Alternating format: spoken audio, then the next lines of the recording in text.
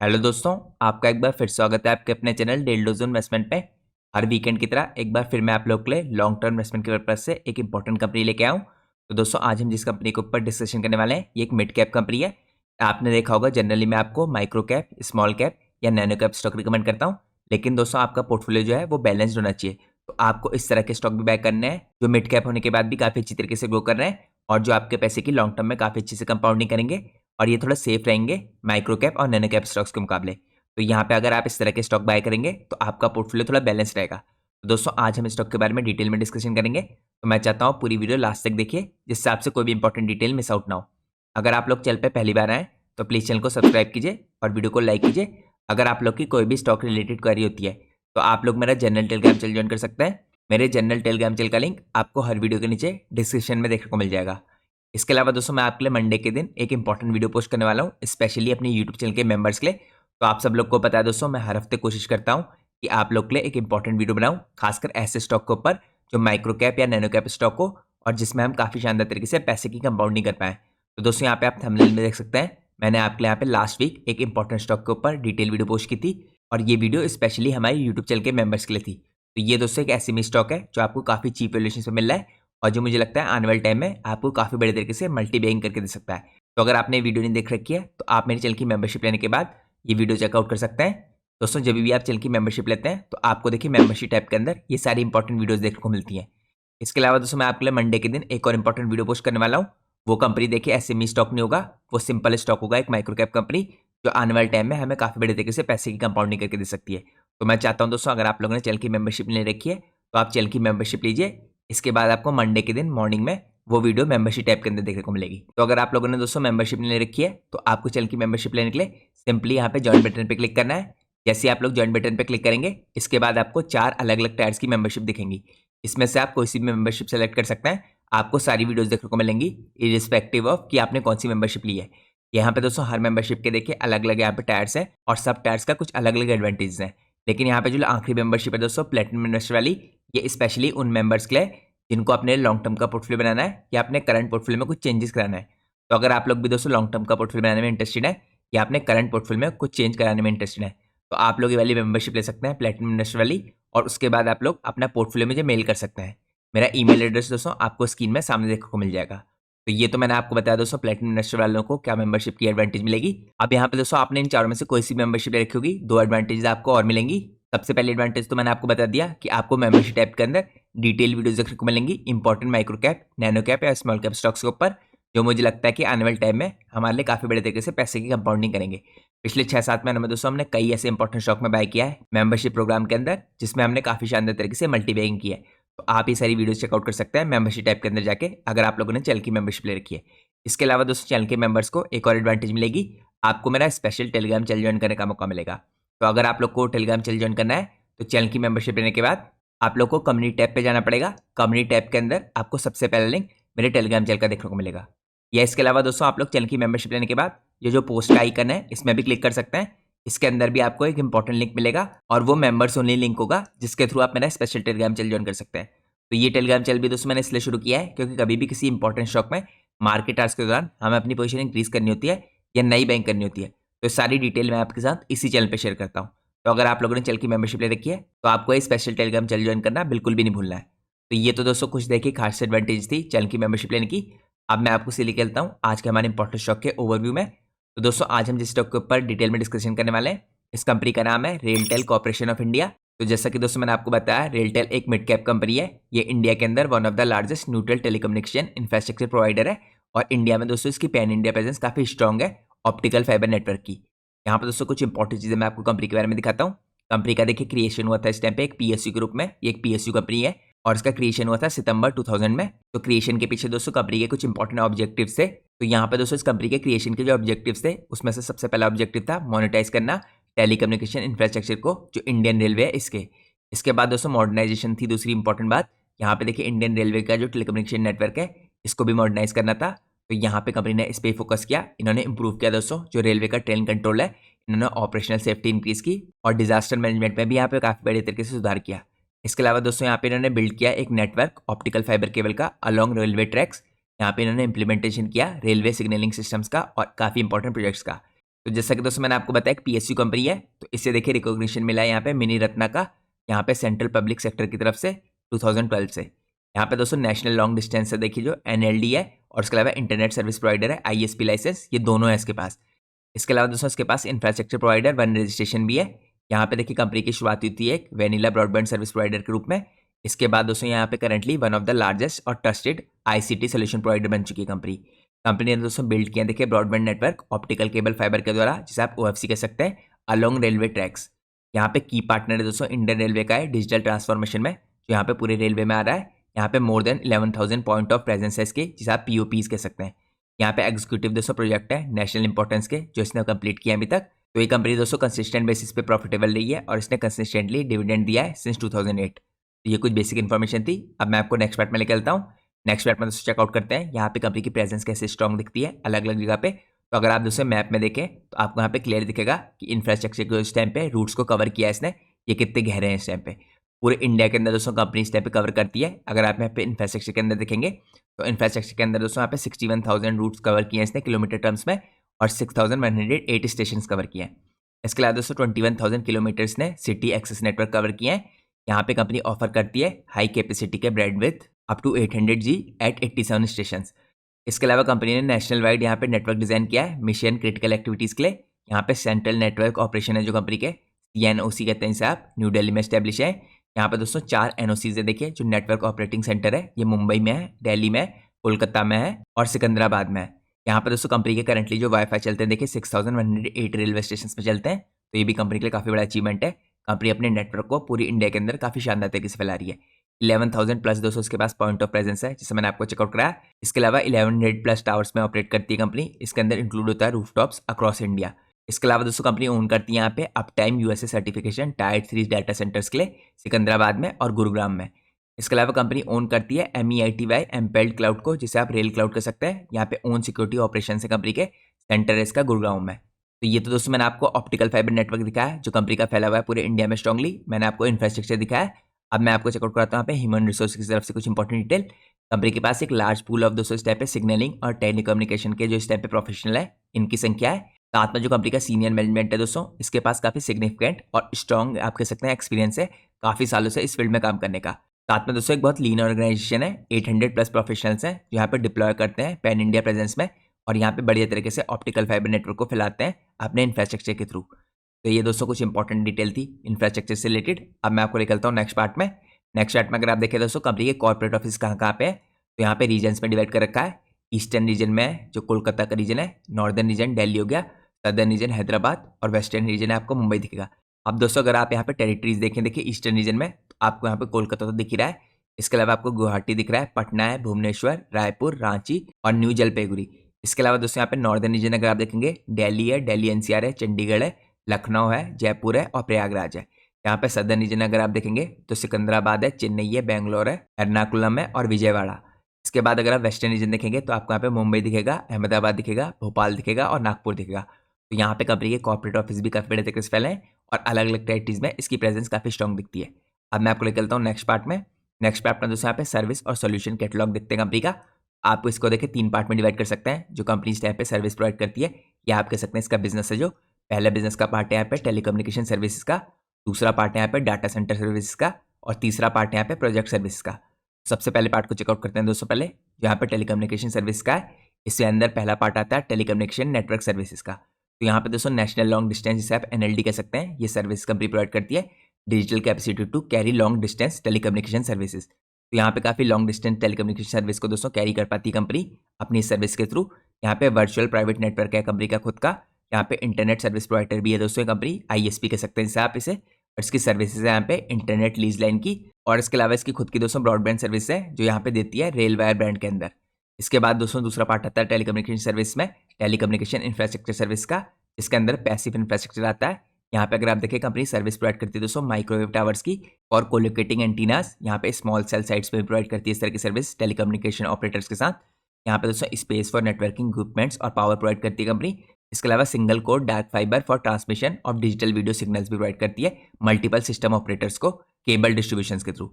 इसके बाद दोस्तों हम आते हैं यहाँ पे डाटा सेंटर की सर्विस में। तो ये दूसरा इंपॉर्टेंट पार्ट है, जैसे मैंने आपको दोस्तों वीडियो के थंबनेल में दिखा रखा था यहाँ पे डाटा सेंटर की थीम प्ले करने के लिए भी ये स्टॉक काफ़ी इंपॉर्टेंट होगा। यहाँ पे मैनेज डाटा सेंटर और होस्टिंग सर्विस प्रोवाइड कर रही है कंपनी। इसके अंदर आपको डाटा सेंटर और मैनेज होस्टिंग सर्विस दिखेंगी। इंफ्रास्ट्रक्चर एज अ सर्विस आता है पहला पार्ट इसमें। दूसरा पार्ट आता है यहाँ पे मैनेज सर्विस का। इसके अलावा इसके अंदर आती है दोस्तों क्लाउड कंप्यूटिंग, यहाँ पे डिजास्टर रिकवरी सर्विस आती है, HD वीडियो कॉन्फ्रेंसिंग की सर्विस आती है, end to end hosting video service आती है जो कॉन्फ्रेंस फैसिलिटी के थ्रू सर्विस प्रोवाइड करती है कंपनी। यहाँ पे उसके अलावा सिक्योरिटी ऑपरेशन सेंटर आता है। यहाँ पे कंपनी काफ़ी डिफरेंट तरह की सर्विस प्रोवाइड करती है जिसके अंदर साइबर सिक्योरिटी इंसिडेंट प्रिवेंशन आता है और सिक्योरिटी इवेंट आता है यहाँ पे मॉनिटर करने के लिए इस तरह की सर्विस को। यहाँ पे उसके अलावा दोस्तों आधार ऑथेंटिकेशन सर्विस प्रोवाइड करती है कंपनी और KYC और ऑथेंटिकेशन इन मल्टीपल एग्जाम्स। तो ये तो दोस्तों खाली डाटा सेंटर से रिलेटेड सर्विस थी। यहाँ पे डाटा सेंटर जो कंपनी इस टाइम पे क्रिएट करी है उनकी डिटेल मैं आपको आगे चेकआउट कराऊंगा। यहाँ पे दोस्तों तीसरे पार्ट में आता है। तीसरा पार्ट यहाँ पे प्रोजेक्ट सर्विस का। तो यहाँ पे अगर प्रोजेक्ट सर्विस के अंदर देखें तो यहाँ पे ऑप्टिकल फाइबर प्रोजेक्ट्स आते हैं, इसके अंदर टनल कम्युनिकेशन के प्रोजेक्ट्स आते हैं। यहाँ पे आपको IP बेस्ड वीडियो सर्वेलेंस के प्रोजेक्ट दिखेंगे। इस तरह के सिस्टम होते हैं दोस्तों जो वीडियो सर्वेलेंस सिस्टम ये भी कंपनी लगाती है। यहाँ पे आपको ITC हार्डवेयर दिखेगा, सॉफ्टवेयर और सर्विस इंटीग्रेशन दिखेगा जिसके अंदर डिजिटल ट्रांसफॉर्मेशन प्रोजेक्ट्स आते हैं जो कंपनी यहाँ पे रेलवे के लिए, एजुकेशन सेक्टर के लिए और हेल्थ केयर सेक्टर के लिए प्रोवाइड करती है। इसके अलावा दोस्तों डिजिटल सर्विस की जो कंपनी सर्विस प्रोवाइड करती है इस टाइम पे, इसके अंदर आपको वाईफाई एज ए सर्विस मिलेगी, E-ऑफिस मिलेगा। इसके अलावा आपको यहाँ पे काफ़ी डिफरेंट तरह के सोल्यूशन मिलेंगे, E-ऑक्शन मिलेगा, E-टेंडरिंग मिलेगी। इसके अलावा लास्टली यहाँ पे रेलवे सिग्नलिंग प्रोजेक्ट्स हैं जिनके अंदर कंपनी सर्विस प्रोवाइड करती है।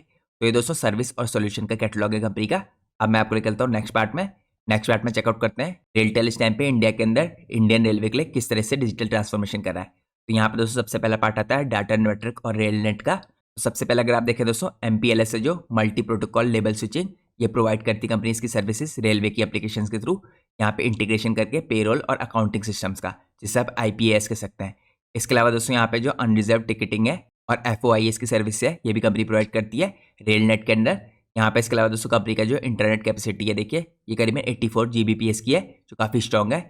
GBps मतलब दोस्तों गीगाबाइट पर सेकेंड। इसके अलावा यहाँ पे इंटरनेट की जो कैपेसिटी है 35 GBps की है। इसके अलावा दोस्तों अगर आप देखें रेल नेट के अंदर आता है WAN यानी वाइड एरिया नेटवर्क और IR। इसके अलावा दोस्तों कंपनी यहाँ पे IP और MPLS नेटवर्क प्रोवाइड करती है रेलटेल के थ्रू। यहाँ पे कंपनी देखिए वीडियो सर्विस प्रोवाइड करती है जो मैंने आपको पीछे भी दिखाया था। तो कंपनी ने दोस्तों MOU साइन किया है देखिए यहाँ पे IP बेस्ड यहाँ पे VSS का एट 6049 स्टेशन और ये इसने साइन किया है 2020 में। इसके अलावा दोस्तों कंपनी ने इस टाइम पे वीडियो सर्वेलेंस सिस्टम्स का देखिए वर्क कंप्लीट किया है 308 मेजर स्टेशन में, जिसमें से 6 स्टेशन इस टाइम पे कश्मीर वैली के अंदर है।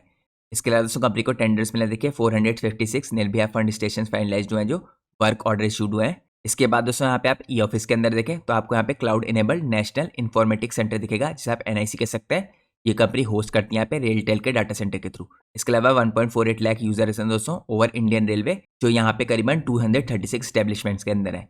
यहाँ पे 31+ लाख दोस्तों E-फाइल्स हैं इसके पास, 2.56 करोड़ प्लस E-रिसिप्ट्स क्रिएट किए हैं इसने अभी तक। तो E-ऑफिस की तरफ से ये इसका स्टेप अचीवमेंट है। यहाँ पे रेलवेयर का वाईफाई है दोस्तों इसके पास। रेलवेयर इसका देखिए अपना खुद का सब ब्रांड है।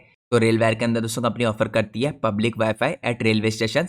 यहाँ पे कंपनी ने अभी तक कवर किया 6108 रेलवे स्टेशन को जो काफ़ी बड़ी संख्या है।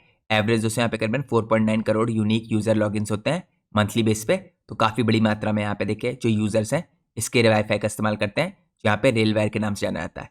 यहाँ पे 7.6 करोड़ दोस्तों एवरेज यूजर हैं इसके जो लॉगिन करते हैं मंथली बेस पे। तो यहाँ पे दोस्तों जो डिफरेंस है देखिए वो इसका है कि यहाँ पे यूनिक यूजर को मेंशन कर रखा है 4.9 करोड़ है जो, और यहाँ पे जो एवरेज यूजर है इसमें से कुछ यूजर कॉमन होंगे, ये करीबन 7.6 करोड़ है जो एवरेज यहाँ पे मंथली बेस पे इसके इंटरनेट का इस्तेमाल करते हैं या वाईफाई का इस्तेमाल करते हैं जिसे हम रेलवेयर के नाम से जानते हैं। इसके अलावा एवरेज दोस्तों इस टाइप पे 3324 टेराबाइट का जो अग्रीगेट डाटा है मंथली बेस पे कंज्यूम किया जाता है इसके वाईफाई नेटवर्क्स के थ्रू। इसके बाद आता है दोस्तों वीडियो कॉन्फ्रेंसिंग की फैसिलिटेशन। यहाँ पे end to end responsibility provide करती है कंपनी रेलटेल और ये कंपनी एक्सटेंड करती है यहाँ पे रेलटेल नेटवर्क्स के थ्रू। और ये दोस्तों इस टाइम पे वीडियो कॉन्फ्रेंसिंग फैसिलिटेशन है जो डिप्लॉयड है इस टाइम पे रेलवे में, यहाँ पे CBES में, CPSUs में और कोर्ट्स में। यहाँ पे 602 दोस्तों एंड पॉइंट्स हैं जो डिप्लॉयड है नेशनल वाइड और इसमें से 380 रेलवेज के लिए हैं। इसके अलावा दोस्तों कंपनी का यहाँ पे ऑप्टिकल फाइबर केबल और टावर का इंफ्रास्ट्रक्चर है। इसके अंदर अगर आप देखें तो कंपनी मेंटेन करती है 61,000+ RKM और optical fibre cable along railway tracks. इसके अलावा दोस्तों यहाँ पे कंपनी मेंटेन करती है 1100 टावर्स को और यहाँ पे ऑफर करती है कोलोकेशन सर्विसेज। इसके अलावा यहाँ पे 21,000 RKM अप्रोक्सीमेटली यहाँ पे company city wide optical fibre cable access network को भी कवर कर रही है। इसके बाद आता है दोस्तों यहाँ पे हॉस्पिटल मैनेजमेंट इन्फॉर्मेशन सिस्टम। इसके अंदर 707 रेलवे हेल्थ यूनिट्स आती हैं और ये अब इंटीग्रेट हो चुके हैं दोस्तों यहाँ पे आयुष्मान भारत डिजिटल मिशन के साथ, जिससे आप ABDM कह सकते हैं। इसके इकोसिस्टम में इसको काफ़ी बड़े तरीके से इस टाइम पे इंटीग्रेट कर दिया गया है। 34 दोस्तों यहाँ पे क्लिनिकल मॉड्यूल्स हैं जिसके अंदर देखिए कंपनी ने इंप्लीमेंट किया इन सब चीज़ों को। लास्टली यहाँ पे आता है दोस्तों रेलवे के सिग्नलिंग प्रोजेक्ट्स। इसके अंदर कंपनी ने देखिए रिप्लेसमेंट किया है जो ओल्ड स्टैम्प पे मैकेनिकल सिग्नल्स है इनको, और यहाँ पे इलेक्ट्रॉनिक इंटरलॉकिंग सिग्नल्स है जो इनके साथ रिप्लेस किया है, और ये हुआ है 26 स्टेशन में ऑफ एनआर। इसके अलावा दोस्तों वर्क कंप्लीट हो चुका है 10 स्टेशन में नया, और यहाँ पे कुछ और स्टेशन है जहाँ वर्क इन प्रोग्रेस है, करीबन 16 के आसपास है। तो काफ़ी शानदार तरीके से दोस्तों इस टाइम पे रेलटेल इंडिया के अंदर इंडियन रेलवे का एक बहुत स्ट्रॉन्ग पार्टनर है डिजिटल ट्रांसफॉर्मेशन करने के लिए। तो रेलटेल का काफ़ी बड़ा रोल होगा दोस्तों फ्यूचर में भी, जिस हिसाब से रेलवे की ग्रोथ हो रही है इस डिजिटल ट्रांसफॉर्मेशन के अंदर। अब मैं आपको निकलता हूँ नेक्स्ट पार्ट में। नेक्स्ट पार्ट आता है यहाँ पे रेलटेल के ब्रॉडबैंड सर्विस का, जिसे आप रेलवायर के नाम से जानते हैं। तो यहाँ पे दोस्तों इसका देखिए आपको कुछ बेसिक डिटेल दिखाता हूँ। यहाँ पे जो रेलवायर का नेटवर्क है किस हिसाब से दिखता है। यहाँ पे रेलवायर के नेटवर्क के अंदर दोस्तों इंटरनेट सर्विस होती हैं, VoIP सर्विस होती हैं, वीडियो कॉन्फ्रेंस की सर्विस होती है, ई गवर्नेंस की सर्विस होती है, और इंटरनेट सर्विस होती है। यहाँ पे स्टेट गवर्नमेंट डाटा सेंटर्स के थ्रू दोस्तों सर्विस प्रोवाइड की जाती है। तो कंपनी का खुद का डाटा सेंटर है, यहाँ पे इंटरवे गेटवे होता है इसके अंदर। इसके अलावा रेलटेल का जो कोर स्टैम्प पे MPLS नेटवर्क है ये है इसके अंदर, और यहाँ पे इंटरनेट गेटवे 2 भी है। तो ये दोस्तों मैंने आपको एक बेसिक इन्फॉर्मेशन दिखाई। इसके बाद देखिए यहाँ पे जो कोर स्टैम्प पे नेटवर्क है इसके थ्रू यहाँ पे एग्रीगेट किया जाता है राउटर्स के थ्रू, और इसके बाद दोस्तों डिफरेंट जगह पहुंचा जाता है, जिसके अंदर देखिए ग्राम पंचायत की यूनिट्स आती हैं जहाँ ब्रॉडबैंड पहुंचाया जा रहा है, और केबल नेटवर्क ऑपरेटर्स आते हैं जिनको भी इंपॉर्टेंट सर्विस प्रोवाइड की जाती है, और इनके थ्रू यहाँ पे लोगों तक पहुंचती है सर्विस। तो ये मैंने आपको बेसिक स्टैम्प पे जो रेलटेल की सर्विस है दोस्तों रेलवायर की, इसका नेटवर्क का इंफ्रास्ट्रक्चर दिखा है। यहाँ पे इसके अलावा दोस्तों अगर आप इसके कस्टमर देखें तो 5.1 लाख है इस टाइम पे अभी तक एज ऑफ मार्च 2023। यहाँ पे 2.6x बढ़ चुके हैं ये अभी तक जब से इसकी स्टार्टिंग हुई है करीबन अप्रैल 20 से। तो काफी बड़े तरीके से दोस्तों जिसका रेलवायर का देखिए नेटवर्क है वो फैला है, करीबन 2.6 गुना हो गया है पिछले 4 सालों के अंदर। यहाँ पे दोस्तों रेवेन्यू का एस्टिमेशन था देखिए इस टाइम पे 318 करोड़ का था, और यहाँ पे एक्सपेक्ट किया रहा है आने वाले टाइम में दोस्तों 23 से 24 में, क्योंकि दोस्तों पिछले क्वार्टर की इन्फॉर्मेशन है। तो यहाँ पे कस्टमर कंपनी के देखिए करीबन 10 लाख के आसपास हो जाएंगे, और रेवेन्यू यहाँ से 500 करोड़ के आसपास करने लगेगा। तो रेलवायर का जो एक्सप्रेस नेटवर्क है इसकी कुछ डिटेल थी। अब मैं आपको लेकर चलता हूँ नेक्स्ट पार्ट में। नेक्स्ट पार्ट में दोस्तों चेकआउट करते हैं रूरल ब्रॉडबैंड का जो पेनिट्रेशन है वो किस हिसाब से दिखता है। तो यहाँ पे दोस्तों WIN फ्रेमवर्क है जो इसके अंदर देखिए कंपनी ने पार्टनर किया है। यहाँ पे नॉन कॉर्पोरेट MSOs हैं इसके साथ, और यहाँ पे ANPs और LCOs के साथ ये एनेबल करते हैं दोस्तों यहाँ पे सर्वाइव करने के लिए होस्टाइल जो कम्पिटिटिव एनवायरनमेंट है इसके अंदर। इसके अलावा इसने अपने कंपटीशंस के साथ भी दोस्तों पार्टनरशिप की है बैकहॉल को इंप्रूव करने के लिए, और यहाँ पे रेजिलेंसी बढ़ाने के लिए अपने नेटवर्क की। इसके अलावा कंपनी दोस्तों टारगेट कर रही है यहाँ पे सेंट्रल स्टेट और PSU इस टाइम पे टाउनशिप्स है इनको, लेकिन यहाँ पे मेन फोकस रूरल इंडिया का है। यहाँ पे अगर आप देखें सेंट्रल स्टेट और गवर्नमेंट के जो प्रोग्राम है दोस्तों, जैसे नवोदय विद्यालय हो गया, सर्व शिक्षा अभियान हो गया, ये सब भी इसके अंदर आते हैं। तो यहाँ भी दोस्तों काफी शानदार तरीके से जो रेलटेल है अपने नेटवर्क के थ्रू इन सर्विसेज को पहुंचाएगा। इसके अलावा दोस्तों रेलटेल लगातार अपने नेटवर्क को एक्सपेंड कर रहा है, और इसका नेटवर्क देखिए इस टाइम पे मोर देन 1 लाख विलेजेस में जा चुका है, जो करीबन यहाँ पे 5 किलोमीटर की डिस्टेंस में है रेलटेल का जो POPS से। इसके अलावा कंपनी ने अभी तक दोस्तों ऑलरेडी 16,000 प्लस विलेजेस को कनेक्ट कर दिया है। यहाँ पे देखिए बंडल OTT सर्विस है जो कंपनी की, ये स्टार्ट हुई थी जुलाई 2022 से। तो यह भी दोस्तों नई सर्विस है, और करंटली दोस्तों यहाँ पे अभी तक देखिए सब्सक्राइबर जो 9.5 करोड़ के आसपास हो चुके हैं केबल TV सब्सक्राइबर हैं जो। इसके अलावा कंपनी टारगेट कर रही है दोस्तों स्टेट फाइबर ग्रिड्स को यहाँ पे पार्टनरशिप करने के लिए और प्रोवाइड करने के लिए ब्रॉडबैंड सर्विसेज। यहाँ पे कंपनी टारगेट कर रही है स्टेट इलेक्ट्रिसिटी बोर्ड्स को पेनिट्रेट करने के लिए यहाँ पे इस तरह के बोर्ड्स को भी, जिससे यहाँ पे स्टेट इलेक्ट्रिसिटी बोर्ड भी दोस्तों इस इंटरनेट सर्विस का फायदा उठा सके। इसके अलावा कंपनी ने MOU साइन किया दोस्तों इस टाइम पे CDOT के साथ, जो इस टाइम पे इंडिजिनसली डिजाइंड होंगे कस्टमर प्रीमिसेस इक्विपमेंट को की कॉस्ट को ब्रिंग डाउन करने के लिए और प्रोवाइड करने के लिए अफोर्डेबल ब्रॉडबैंड को। यहाँ पे इस टाइम पे कंपनी डिस्कशन में है वेरियस टाइप की एजेंसीज के साथ लेवरेज करने के लिए अपने ऑप्टिकल फाइबर केबल के नेटवर्क को, जिससे यहाँ पे रूरल ब्रॉडबैंड की स्पीड को इंक्रीज किया जा सके। तो दोस्तों रूरल ब्रॉडबैंड का जो पेनिट्रेशन है इसकी कुछ डिटेल मेंशन कर रखी थी। अब मैं आपको लेकर हूँ नेक्स्ट पार्ट में। नेक्स्ट पार्ट आता है यहाँ पे स्टेशन वाईफाई मोनेटाइजेशन का। तो यहाँ पे कंपनी ने पार्टनरशिप किया दोस्तों कंस्टोरियम के साथ, यहाँ पे 3i इन्फोटेक है जो, और FISST और येलो INC के साथ। तो यहाँ पे wifi network monetisation across 6,108 railway station है, जो मैंने आपको पहले भी दिखाया था। तो इसके अंदर दोस्तों कंपनी के पास काफी तगड़ी अपॉर्चुनिटीज हो सकती है फ्यूचर में, जिससे डिजिटल एडवर्टाइजमेंट स्पेसिस की अपॉर्चुनिटीज है। यहाँ पे इन्फॉर्मेंट पैक्स होंगे इसके अंदर, टाइटल स्पॉन्सरशिप होगी, और मैनी इस तरह की अपॉर्चुनिटीज कंपनी को आगे देखने को मिल सकती है। यहाँ पे मिनिमम दोस्तों जो रेवेन्यू होगा देखिए शुरुआत में पर ईयर के हिसाब से 14 करोड़ का होगा यहाँ पे नेक्स्ट 5 साल के लिए। तो यहाँ पर दोस्तों मोनेटाइजेशन के थ्रू भी कंपनी काफी बड़े तरीके से यहाँ पे आपको पैसा कमाती हुई दिखेगी। इसके अलावा दोस्तों यहाँ पे नई कैपिटिव जो पोर्टल है कंपनी का, और PIOP नेट है जो ऐप इसने लॉन्च किया है, ये कंपनी ने यहाँ पे किया टैप करने के लिए मॉनेटरी पोटेंशियल को। करीबन यहाँ पे 4.9 करोड़ यूनिक यूजर हैं जो इसके पास पर मंथ के हिसाब से आते हैं इनके थ्रू। इसके अलावा दोस्तों यहाँ पे जो PIP ONET मोबाइल एप्लीकेशन है ये ऑफर करती है सुपर एक्साइटिंग यहाँ पे इंफोटेनमेंट के सर्विसेज को, ट्रैवल रिलेटेड सर्विसेज को एंश्योर करती है यहाँ पे कि स्टिकनेस बनी रहे कस्टमर्स की। इवन दोस्तों अगर यूजर देखिए रेलवे नेटवर्क के साथ जुड़ा भी नहीं है तभी भी। तो ये स्टेशन और वाईफाई मोनेटाइजेशन की कुछ इंपॉर्टेंट डिटेल थी। अब मैं आपको लेकर चलता हूँ नेक्स्ट पार्ट में। नेक्स्ट पार्ट में दोस्तों यहाँ पे कुछ और डिटेल चेकआउट करते हैं। यहाँ पे मैं आपको दिखाता हूँ जो प्रोजेक्ट ऑफ नेशनल इंपॉर्टेंस है ये कौन कौन से दिखते हैं। तो सबसे पहले आता है यहाँ पे नेशनल नॉलेज नेटवर्क, जिसको आप NKN कह सकते हैं। ये कनेक्ट करता है दोस्तों यहाँ पे 765 इंस्टीट्यूशंस को हायर एजुकेशन के, और यहाँ पे रिसर्च अक्रॉस कॉमन प्लेटफॉर्म्स। इसके अलावा दोस्तों यहाँ पे इंप्लीमेंटेशन होता है देखिए कैंपस कनेक्शंस का, यहाँ पे वाईफाई के थ्रू इनको जोड़ा जाता है। तो ये वाईफाई की फैसिलिटीज दोस्तों इंडिया के अंदर 26 यूनिवर्सिटीज को पहुंचाई जाती है। इसके अलावा अगर आप देखें भारत नेट भी दोस्तों इसका पार्ट है।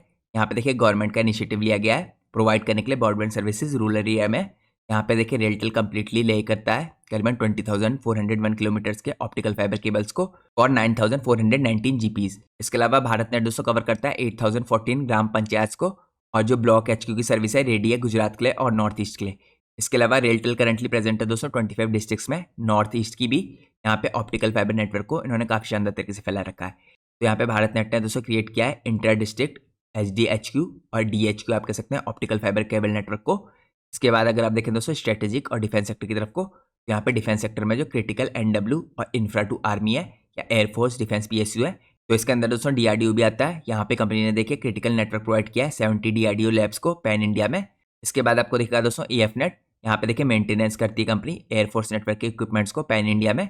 इसके अलावा दोस्तों एयरफोर्स के अंदर ही क्रिएशन हुआ है यहाँ पे SOC का, और यहाँ पे कनेक्टिविटी को इंक्रीज करने के लिए डिफरेंट लोकेशंस में, जिससे एयरफोर्स के अंदर जोड़ा जा सके इसे।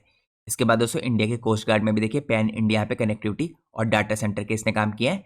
यहाँ पे ऑर्डिनेंस फैक्ट्री में अगर आप देखिए ऑर्डिनेंस फैक्ट्री के लिए भी इसने इंप्लीमेंटेशन किया है पैन इंडिया के अंदर NW और DC का। इसके बाद चौथा पार्ट आता है दोस्तों स्ट्रेटेजिक और डिफेंस सेक्टर के अंदर। इसके अंदर होस्ट करती कंपनी सेंसिटिव एप्लीकेशंस को लाइक ट्रस्टेड टेलीकॉम पोर्टल्स। इसके अलावा यहाँ पे state of art security operation centre आते हैं। इसके बाद कंपनी होस्ट करती है वीडियो कॉन्फ्रेंस को यहाँ पे, और अदर वैल्यूड यहाँ पे एडिट जो सर्विस होती है इनको भी। तो ये दोस्तों मैंने आपको पहला इंपॉर्टेंट पार्ट दिखाया है। अब मैं आपको दोस्तों इसके सेकंड पार्ट में लेकर चलता हूँ। तो यहाँ पे जो प्रोजेक्ट है दोस्तों नेशनल इंपॉर्टेंस के, इसमें सेकंड पार्ट क्या आता है, यहाँ पे स्टेट गवर्नमेंट के इंपॉर्टेंट प्रोजेक्ट्स हैं, इनके अंदर भी कंपनी काम करती है। यहाँ हरियाणा के अंदर कंपनी मेंटेनेंस का काम करती है स्वान और डाटा सेंटर्स का, FMS का और E-ऑफिस का। इसके अलावा केरला के अंदर कंपनी मैनेज करती है देखिए यहाँ पे स्टेट का वाइड एरिया नेटवर्क और KFON, जिसके अंदर कवर होते हैं दोस्तों टोटल यहाँ पे 30 के ऑफिस यानी 30,000 ऑफिस और स्कूल्स। इसके अलावा राजस्थान के अंदर नेटवर्क है DHQs आता है, ब्लॉक ऑफिस आता है, GPs आता है। वाईफाई इसने प्रोवाइड किया दोस्तों अटल सेवा केंद्र में। तो राजस्थान के अंदर भी काफ़ी बड़े तरीके से इसने काम किया है स्टेट गवर्नमेंट के लिए। उड़ीसा के अंदर दोस्तों इसने बैंडविड्थ प्रोवाइड किया है और इम्प्लीमेंटेशन किया है SD-WAN का और OS-WAN का। इसके बाद मध्य प्रदेश के अंदर दोस्तों इसने एक्सपेंशन किया है HDCs का और इस्टेब्लिश किया है डिजास्टर रिकवरी सेंटर। यहाँ पे यूपी के अंदर इसने 250 लोकेशंस में MPLS कनेक्टिविटी प्रोवाइड की है, और यहाँ पे UPSRT लोकेशंस को पैन इंडिया में जोड़ा है। यहाँ पे इसके अलावा दोस्तों उड़ीसा के अंदर बैंडविड्थ और यहाँ पे इम्प्लीमेंटेशन किया है इसने SD-WAN का और OS-WAN का। इसके अलावा पटना हाई कोर्ट में दोस्तों इसने वीडियो कॉन्फ्रेंसिंग के सोल्यूशन प्रोवाइड किए हैं। इसके बाद पुंडुचेरी स्मार्ट सिटी में इसने डिजाइन डेवलपमेंट किया है ONM और इंटीग्रेट किया यहाँ पे कमांड कंट्रोल सेंटर का। साथ में दोस्तों कंपनी यहाँ पे अदर एसोसिएटेड सर्विस भी प्रोवाइड कर रही है यहाँ पे स्मार्ट सिटी के अंदर। इसके बाद दोस्तों यहाँ पे एम्प्लॉय स्टेट इंश्योरेंस कॉर्पोरेशन आता है, जो ESIC प्रोजेक्ट्स हैं जो इनको भी कंपनी काफ़ी बड़े तरीके से सर्विस प्रोवाइड करती है। तो यहाँ पे ये भी कंपनी की कस्टमर है इस टाइम पे दोस्तों एम्प्लॉयमेंट स्टेट इंश्योरेंस कॉर्पोरेशन। इसके अंदर दोस्तों कंपनी ने कंप्लीट किया ऑपरेशंस मेंटेनेंस के, यहाँ पे नेटवर्क के और सोशल सिक्योरिटी प्रोग्राम्स भी कंप्लीट किए हैं। इसके अलावा दोस्तों कंपनी ने यहाँ पे देखिए काफ़ी बड़े तरीके से avail any time anywhere health care services और क्रिएट किया है यहाँ पे मेडिकल डाटाबेस और ESIC यानी एम्प्लॉय स्टेट इंश्योरेंस कॉर्पोरेशन के लिए। इसके अलावा दोस्तों इसके अंदर देखिए कंपनी को central network operation centre, security operation centre, service desk, ISO 27001 certification मिला है डाटा सेंटर के लिए और डाटा रिकवरी सेंटर्स के लिए। अब मैं आपको लेके चलता हूँ नेक्स्ट पार्ट में। नेक्स्ट पार्ट देखते हैं दोस्तों इसके प्रोजेक्ट यहाँ पे जो नेशनल इंपॉर्टेंस के है, इसके अंदर क्या आता है। यहाँ पे एजुकेशन और हेल्थ से रिलेटेड कुछ इंपॉर्टेंट प्रोजेक्ट्स आते हैं। यहाँ पे इंटीग्रेशन हुआ है दोस्तों हॉस्पिटल मैनेजमेंट इन्फॉर्मेशन सिस्टम का, आप HMIS कह सकते हैं, आयुष्मान भारत डिजिटल मिशन के अंदर आता है जो। इसके बाद दोस्तों AIMS हो गए देखिए, इनके अंदर इंप्लीमेंट हुआ है कॉलेज का मैनेजमेंट और लर्निंग मैनेजमेंट सिस्टम। इसके अलावा कंपनी ने इंप्लीमेंट किया यहाँ पे telemedicine solutions ESIC Karnataka के लिए। इसके अलावा कंपनी ने कनेक्टिविटी और बैंडविड्थ प्रोवाइड किया यहाँ पे एजुकेशन और हेल्थ केयर सेक्टर में 109 यूनिवर्सिटीज़ को और स्कूल्स को, और इसके अलावा कनेक्टिविटी प्रोवाइड किया 1295 गवर्नमेंट स्कूल्स को और एजुकेशन ऑफिस को केरला के अंदर। इसके अलावा स्मार्ट क्लासरूम डिजिटल सोल्यूशन जो आते हैं दोस्तों स्टेप पे under central sponsored Kasturba Gandhi Balika Vidyalaya scheme के अंदर, यहाँ पे जो गवर्नमेंट ने प्रोवाइड किया है। और इसके अलावा सर्व शिक्षा अभियान में यहाँ पे 322 स्कूल्स में भी अपनी सर्विस प्रोवाइड की है। यहाँ पे आसाम दोस्तों सर्व शिक्षा अभियान है जो, इसके अंदर देखिए AI based 48 lakh attendance across 46.3 के स्कूल्स हुई हैं, और ये हुई हैं दोस्तों इस टाइम पे अटेंडेंस ऐप के थ्रू, पोर्टल्स के थ्रू, और यहाँ पे HDMIS एनालिटिक्स डाटा बोर्ड के थ्रू। इसके बाद दोस्तों बैंकिंग और कोल की साइड को देखें तो बैंकिंग सेक्टर में और कोल की साइड में भी कंपनी काम करी है। तो यहाँ पे देखिए कंपनी ने वर्चुअल प्राइवेट नेटवर्क को फैलाया है, पॉइंट टू पॉइंट कनेक्टिविटी दी है 2400 ब्रांचेज में इस टाइम पे PSU हैं जो अलग अलग इनके अंदर, और प्राइवेट सेक्टर बैंक्स को। तो यहाँ पे दोस्तों जो वर्चुअल प्राइवेट नेटवर्क की कनेक्टिविटी है, देखिए CCTV की, यहाँ पे HD वीडियो कॉन्फ्रेंसिंग की, डाटा सेंटर की सर्विस है, इसने कोल इंडिया को और यहाँ पे इसकी कई सब्सिडीज को प्रोवाइड की हैं। अब मैं आपको ले चलता हूँ नेक्स्ट पार्ट में।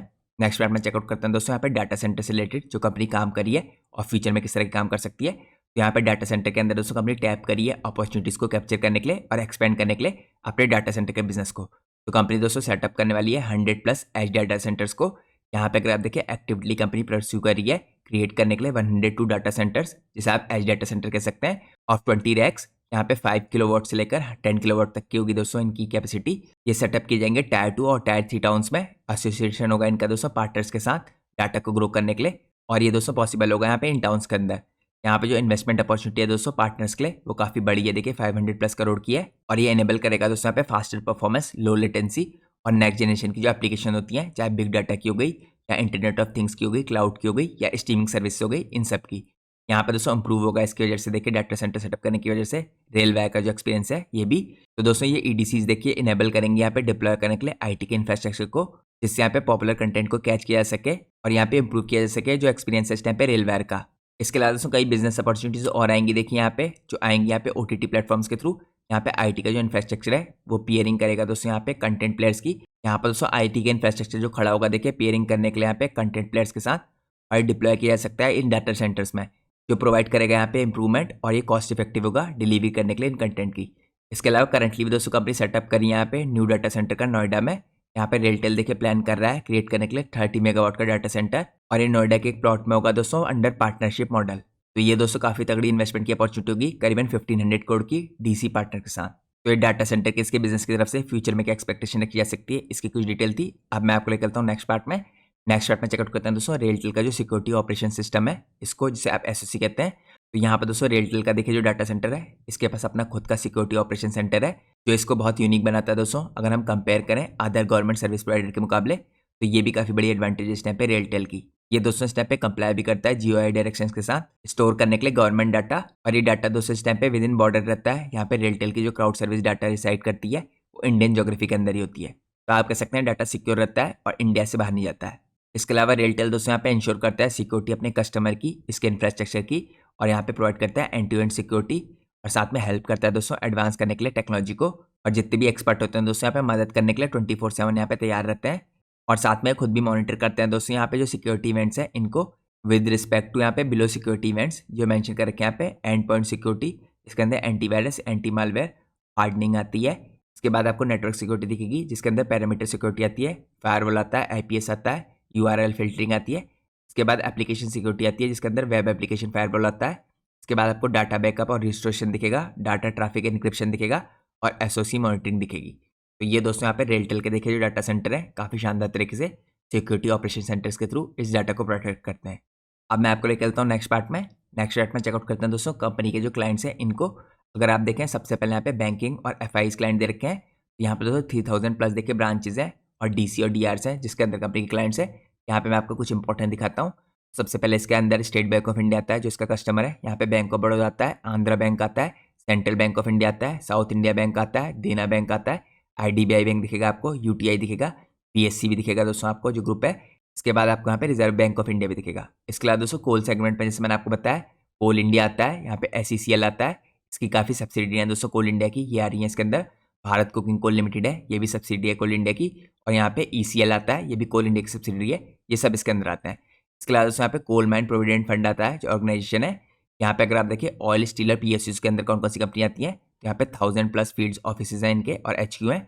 यहाँ पर दोस्तों ONGC आता है, HP आता है, भारत पेट्रोलियम आता है, सेल आता है, और IRCTC आता है।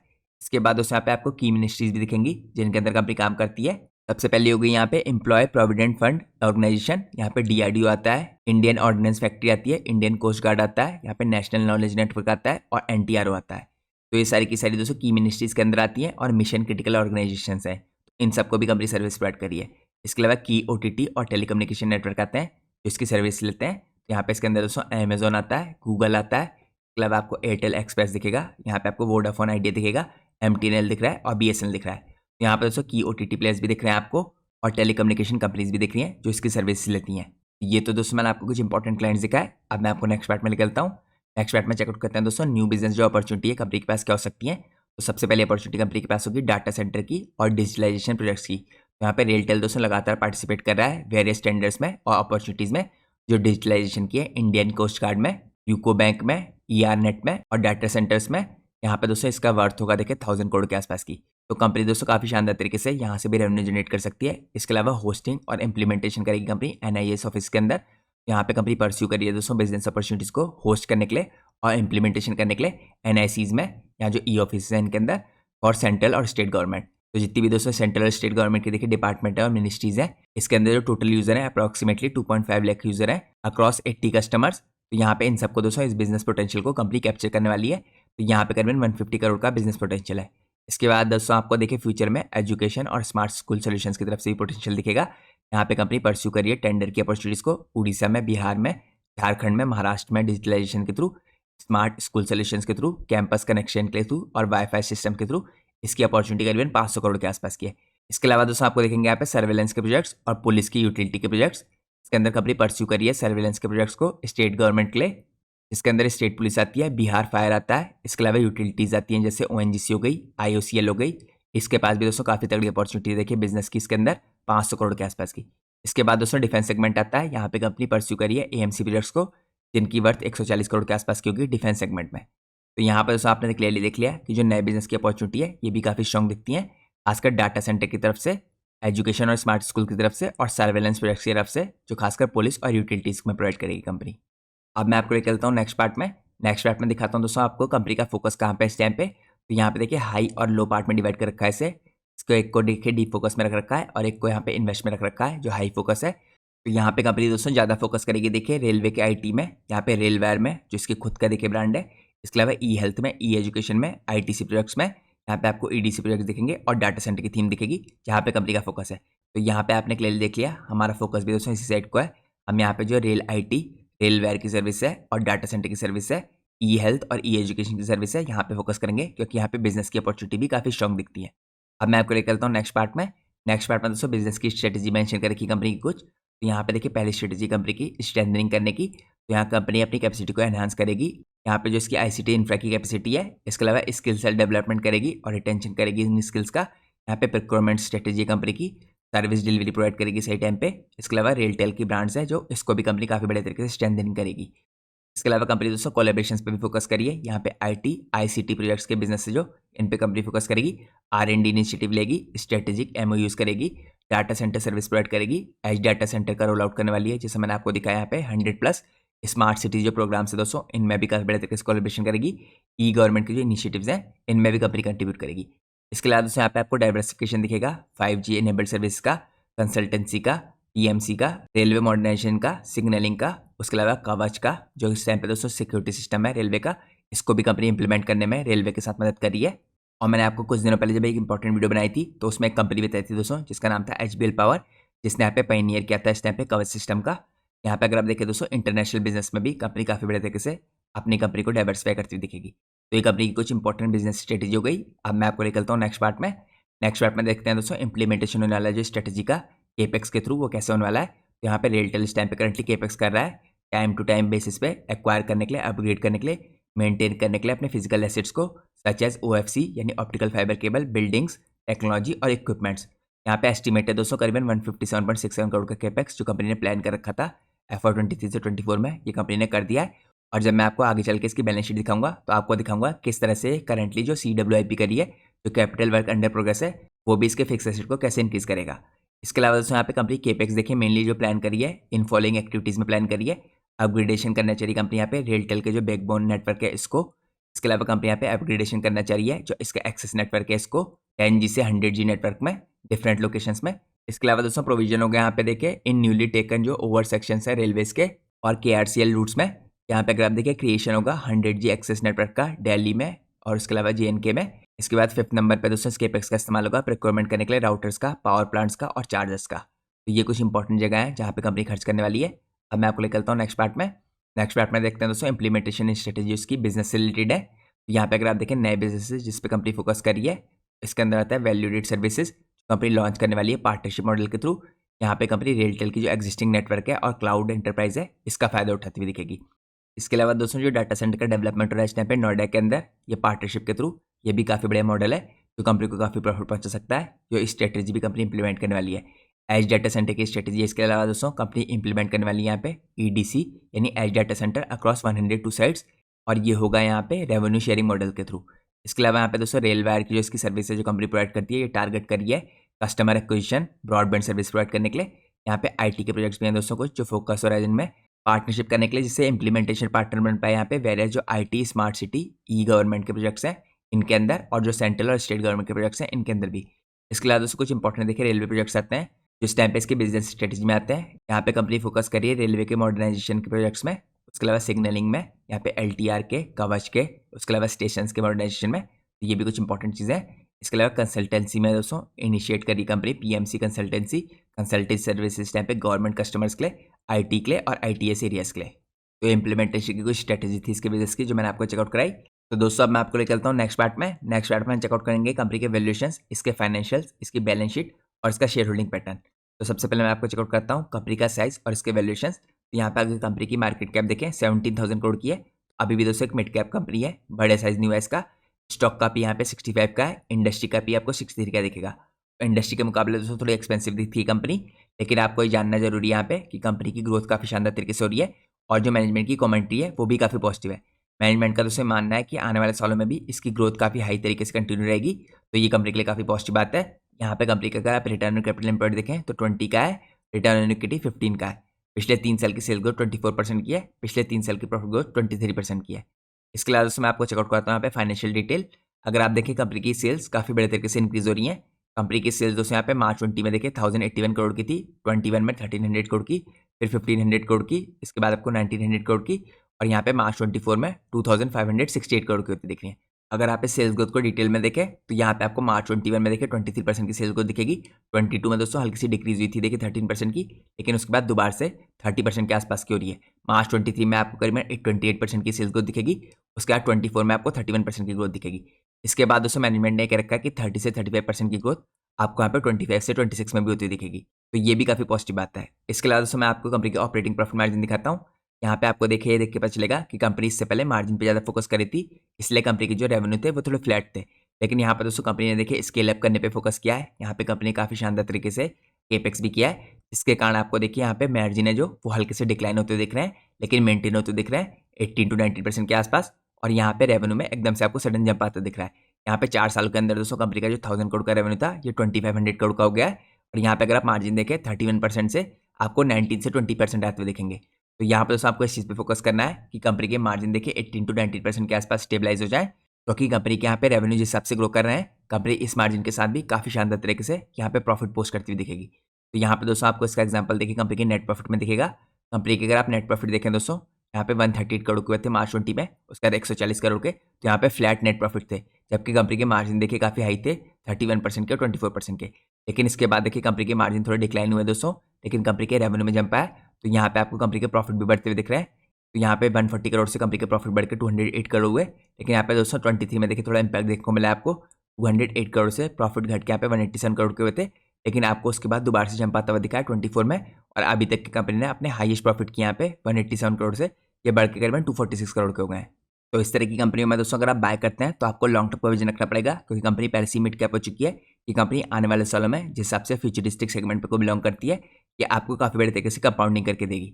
वैल्यूएशन दोस्तों बहुत चीप नहीं है, तो अगर आप इस तरह की कंपनी में कुछ बाय भी करते हैं और स्टॉक में करेक्शन आता है तो आपको डिप में ऑडिट करना पड़ेगा। इसकी डिटेल में आपको बाय करने की स्ट्रेटेजी लास्ट में इसके टेक्निकल चार्ट्स में दिखाऊंगा। अब मैं आपको लेकर चलता हूँ नेक्स्ट पार्ट में। नेक्स्ट पार्ट में दोस्तों अगर कंपनी की बैलेंस शीट देखें तो यहाँ पे भी आपको कुछ इंपॉर्टेंट चीज़ दिखेंगी। कंपनी की देखिए बोरिंग तो कुछ भी नहीं है दोस्तों, तो ये काफ़ी पॉजिटिव बात है। इसके अलावा कंपनी के रिजर्व लगातार बढ़ रहे हैं। यहाँ पे देखिए 1000 करोड़ के आसपास के जो रिजर्व थे ये बढ़ के करंटली यहाँ पे 1500 करोड़ के हो गए मार्च 24 में। इसके अलावा दोस्तों यहाँ पे अगर आप देखें कंपनी के फिक्स एसेट काफ़ी बड़े तरीके से इंक्रीज हो रहे हैं। कंपनी के देखिए 821 करोड़ के जो फिक्स एसेट थे पिछले साल, ये बढ़ के 913 करोड़ के हो गए हैं। और इसके अंदर दोस्तों जो मेन इंक्रीज आया है वो बिल्डिंग का आया है, प्लांट मशीनरी का आया है और इक्विपमेंट्स का है। तो यहाँ पे दोस्तों ये सारी चीज़ें बढ़ी हैं देखिए फिक्स एसेट के अंदर। तो आने वाले क्वार्टर्स में या आने वाले साल में इसकी कमाई भी आपको बढ़ती हुई दिखेगी। यहाँ पे इसके अलावा जैसे मैंने आपको बताया दोस्तों, लगातार कंपनी देखिए CWIP करी है, जो कैपिटल वर्क अंडर प्रोग्रेस है। यहाँ पे आपको मार्च 23 में भी 157 करोड़ का दिखेगा। यहाँ पे कंपनी केपेक्स करी थी। इसके बाद यहाँ पे आपको मार्च 24 में भी 130 करोड़ का करती हुई दिख रही कंपनी। तो लगातार दोस्तों कंपनी हर साल देखिए काफ़ी अच्छा खर्चा कर रही है। अगर आप इनिशियली देखेंगे दोस्तों पिछले कुछ सालों में तो ये खर्चा आपको ज़्यादा दिखेगा। ये खर्चा देखिए कैपेक्स जैसे कम होते जाएगा दोस्तों, तो आपको प्रॉफिटेबिलिटी भी कंपनी की बढ़ती हुई दिखेगी। इनिशियल स्टेज में दोस्तों ग्रोथ करने के लिए देखिए कंपनी को खर्चा ज़्यादा करना पड़ता है, तो तब कंपनी के प्रॉफिट पे असर पड़ता है। लेकिन धीरे धीरे करके दोस्तों यहाँ पे कंपनी के प्रॉफिट आपको और भी बड़े तरीके से आने वाले टाइम में बढ़ते हुए दिख सकते हैं। अब मैं आपको लेकर चलता हूँ नेक्स्ट पार्ट में। नेक्स्ट पार्ट में चेकआउट करते हैं दोस्तों यहाँ पे share holding pattern. Share holding pattern में देखिए आपको क्लियरली दिखेगा, यहाँ पे वैसे भी गवर्नमेंट की कंपनी है, तो कंपनी की जो शेयर होल्डिंग है 72.84% पे मेंटेन है। इसके अलावा दोस्तों एफआईएज ने देखिए हल्की सी अपनी होल्डिंग को कम किया है, 2.20 से यहाँ पे घटा के 2.15 किया है, लेकिन यहाँ पे एफआईएज की होल्डिंग भी 2% के आसपास मेंटेन है। इसके अलावा दोस्तों यहाँ पे डीआईज ने देखिए हल्की सी होल्डिंग को इंक्रीज किया है, 2.64 से इंक्रीज करके 2.86 किया है, जबकि इससे पहले क्वार्टर में दोस्तों 3.39 से इन्होंने घटा के 2.64 की थी। तो ये क्वार्टर दोस्तों पॉजिटिव है, यहाँ पे जून के आंकड़े आ चुके हैं और जून में यहाँ पे डीआईज ने अपनी होल्डिंग को इंक्रीज किया है। तो शेयर होल्डिंग की तरफ से दोस्तों कुछ बेसिक डिटेल थी। अब मैं आपको लेकर चलता हूँ नेक्स्ट पार्ट में। नेक्स्ट पार्ट में आपको कंपनी की अर्निंग कॉल चेकआउट कराता हूँ। तो यहाँ पे जैसे मैंने आपको दिखाया दोस्तों के हिसाब से कंपनी में ग्रोथ दिख रही है, क्वार्टर क्वार्टर बेस पे देखिए 26% की ग्रोथ दिख रही है, और ये ग्रोथ यहाँ पे रेवेन्यू के साइड से है। इसके अलावा कंपनी के दोस्तों जो प्रॉफिट है देखिए इसमें 21% का जंप है क्वार्टर क्वार्टर बेस पे। अगर आप यहाँ पे प्रॉफिट आफ्टर टैक्स देखें तो Q1Q बेसिस पे इसमें 26% की ग्रोथ देखने को मिली है। एबिटा अगर आप चेकआउट करें दोस्तों तो Q1Q बेसिस पे इसमें ग्रोथ है यहाँ पे 16% की। तो जो कंपनी की टोटल इनकम रही है दोस्तों FY24 में 2622 करोड़ की रही है, और प्रॉफिट आफ्टर टैक्स 246 करोड़ का रहा है। तो यहाँ पे 31% की वाई बेस पे हमें ग्रोथ देखने को मिली है। इसके अलावा दोस्तों यहाँ पे कुछ और मैनेजमेंट पर देखिए डिटेल मेंशन कर रखी है न्यू पार्टनरशिप्स की और प्रोजेक्ट्स की। तो यहाँ पे कंपनी ने फाइनलाइज किया है MOU क्वाड्रेंट फ्यूचर टेक के साथ और कवच टेंडर्स। इसके अलावा कंपनी ने एक और MOU साइन किया दोस्तों यहाँ पे इनोविटेल के साथ, इसी को अफ्रीका एनर्जी और इंफ्रास्ट्रक्चर के साथ यहाँ पे बिजनेस करने के लिए साउथ अफ्रीका के अंदर। इसके अलावा कंपनी ने ऑन बोर्ड किया दोस्तों इस टाइम पे पार्टनरशिप यहाँ पे एज डाटा सेंटर की विद 10 to 12 सेंटर जो एक्सपेक्टेड है यहाँ पे ऑपरेशनल होंगे इस साल से। यहाँ पे कंपनी ने एक ऑर्डर विन किया दोस्तों परासर बराली के लिए, जो यहाँ पे OTT बेस्ड दूरदर्शन का कंटेंट है। इसके बाद मैं आपको कुछ और इंपॉर्टेंट डिटेल चेकआउट करता हूँ। यहाँ पे देखिए अगर प्रोजेक्ट वाइज दोस्तों रेलवे के जो प्रोजेक्ट हैं कंट्रीब्यूट करेंगे 70% कंपनी के टोटल रेवेन्यू में। इसके अलावा देखिए यहाँ पे एक्सपेक्टेड जो टेलीकम्युनिकेशन के मार्जिन है कंपनी के नेक्स्ट ईयर में वो करीबन 20 से 22% के रह सकते हैं। इसके अलावा दोस्तों जो एबिटा मार्जिन रहेंगे देखिए एज डाटा सेंटर के बिजनेस के, ये टारगेट करी कंपनी यहाँ पे 10% के आसपास। तो रेवेन्यू पोटेंशियल जो है एज डाटा सेंटर के बिजनेस से दोस्तों यहाँ पे फुली ऑपरेशनल होने के बाद देखिए एक्सपेक्ट किया रहा है कि 100 करोड़ के आसपास का रेवेन्यू जनरेट होगा यहाँ से। तो अगले साल दोस्तों रेवेन्यू भी कंपनी में जुड़ता हुआ दिखेगा। यहाँ पे कंपनी के कुछ फ्यूचर के प्लान भी है दोस्तों। कंपनी टारगेट करी है नए ऑर्डर इस टाइम पे 4000 करोड़ के अपकमिंग ईयर में, तो ये कंपनी की ऑर्डर बुक को और स्ट्रॉन्ग बनाएगा। कंपनी एक्सपेक्ट करी यहाँ पे रेवेन्यू की ग्रोथ 30% की नेक्स्ट ईयर में यानी FY25 में। तो जैसे मैंने दोस्तों आपको दिखाया यहाँ पे कंपनी ने यहाँ पे 2 साल पहले देखिए करीबन 29% की ग्रोथ करके दिखाई थी, यहाँ पे FY24 में तो उसके बाद 30% की ग्रोथ करके दिखाई थी, और यहाँ पे भी कंपनी 30% की ग्रोथ एक्सपेक्ट करी है FY25 में। तो इसी तरीके से दोस्तों ग्रोथ जारी रही तो कंपनी का प्राइस भी आपको काफ़ी बड़े तरीके से ऊपर की तरफ को बढ़ता हुआ दिखेगा। इसके अलावा दोस्तों कंपनी की प्लानिंग है देखिए ऐड करने के लिए एज डाटा सेंटर करीबन 100 लोकेशंस में, और यहाँ पे जो इसकी टोटल कैपेसिटी होगी अराउंड 20 मेगावाट्स की होगी। यहाँ पे रेवेन्यू शेयरिंग मॉडल्स के थ्रू दोस्तों इन डाटा सेंटर के बिजनेस को किया जाएगा, और यहाँ पे रेवेन्यू का पोटेंशियल जिसमें मैंने आपको पहले दिखा दिया 100 करोड़ के आसपास का होगा। तो ये दोस्तों मैनेजमेंट की कमेटी की तरफ से कुछ इंपॉर्टेंट डिटेल थी। अब मैं आपको लेकर